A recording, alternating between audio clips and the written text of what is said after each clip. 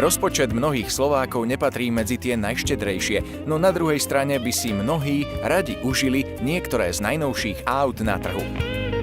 V takom prípade výber nie je naozaj ľahký, ale ak sa budete pohybovať v tom dostupnejšom segmente, konkrétne pri malých autách, možno si môžete dopriať aj tie najčerstvejšie novinky.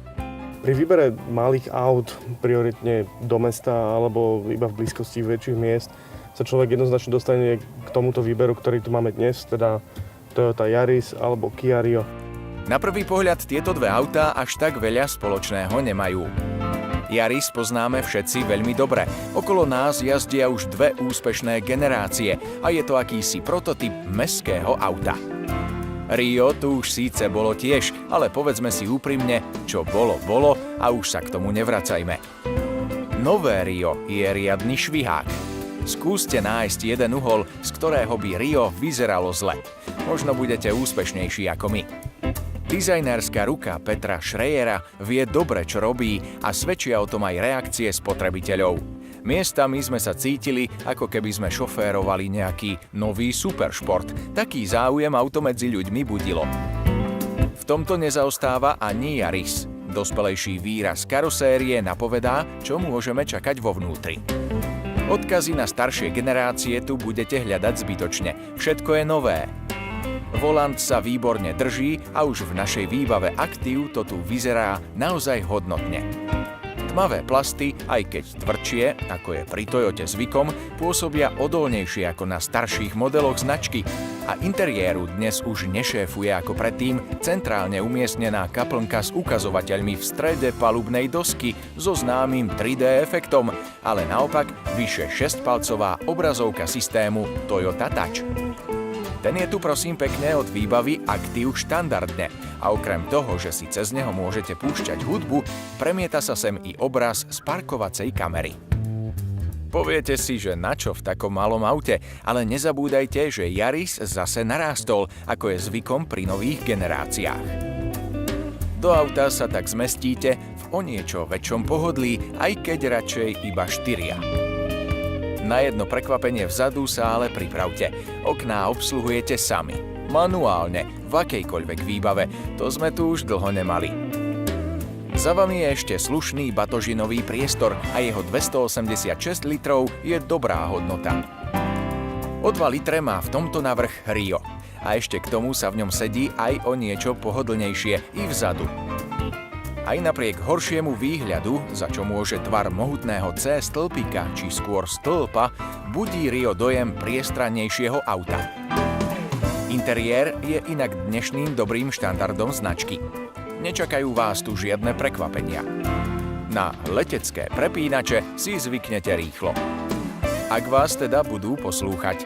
My sme občas bojovali s ovládaním klimatizácie, ktorá za nás takmer neustále rozhodovala, kedy sa zapne a kedy sa vypne. Kvalita vypracovania je inak dobrá, plasty spevneli, zoznam príplatkovej výbavy zase o niečo narástol a parkovaciu kameru môžete mať dokonca aj v Riu, i keď samozrejme za príplatok, rovnako ako aj navigáciu. Rio získava malú výhodu v podobe tempomatu, čo čiastočne naznačuje aj to, v čom bude Rio excelovať. 6 cm dlhší rázvor pocítite totiž najmä pri jazde mimo mesta, pretože práve v meste je obratnejší Yaris. Diaľnice a okresné cesty si ale viac obľúbite v Riu. Okrem sebaistejšej jazdy oceníte aj menšiu citlivosť na bočný vietor a vďaka širšiemu rozchodu kolies aj dobrú stabilitu v zákrutách. Pri oboch autách máte aj slušný výber motorizácií. Kiu Rio sme vyskúšali s motorom s objemom 1,2 ako aj 1,4 litra a potvrdilo sa nám to, čo vravia tabuľky. Rozdiel v dynamike prázdneho auta nebol až taký výrazný, i keď bol citeľný, no menší motor mal o viac ako liter lepšiu spotrebu. Naša voľba by teda padla na menší motor. Zvedaví sme ale aj na nové naftové agregáty, ktoré by sme mohli dostať na test už niekedy začiatkom budúceho roka. Pri Yarise sú na výber tradičné motorizácie. Litrová, 1,33 litrová a naftová 1,4. My sme zatiaľ jazdili iba s litrovým motorom, ktorý je sám o sebe už legendou. spotreba pod 6 litrov za každých okolností a zaliečavý zvukový sprievod trojvalca vie ešte vždy potešiť. Radosť spraví aj výrazne lepšie odhlučnenie podvozka.